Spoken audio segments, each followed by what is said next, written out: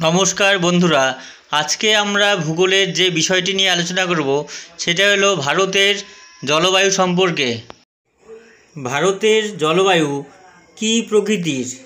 উত্তর হবে ক্রান্তীয় মৌসুমি প্রকৃতির।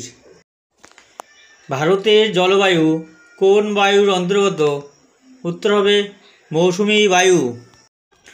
মৌসুমি বায়ুর প্রভাবে কোন শ্রেণীর বৃষ্টিপাত ঘটে?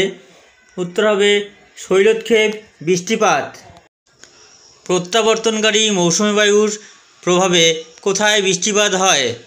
প্রত্যাবর্তন মানে যখন ফিরে যায় মৌসুমি বায়ুটা। উত্তর হবে ভারতের করমণ্ডল উপকূলে। পশ্চিমী ঝঞ্ঝা কোন ঋতুতে দেখা যায়? উত্তর হবে শীত ঋতুতে। কালবৈশাখী ঝড়কে অসমে কী বলা হয়? উত্তর হবে বড় দইছিলা। মৌসুমি বায়ু সর্বপ্রথম ভারতের কোন রাজ্যে এসে পৌঁছায়? উত্তর হবে কেরল। কালবৈশাখীর অপর নাম কি? উত্তর নরওয়েস্টার। কোন মাসে ভারতে মৌসুমি বায়ু প্রবেশ করে? উত্তর হবে জুন মাসে। ভারতের কোন উপকূলে বছরে দুবার বৃষ্টিপাত হয়?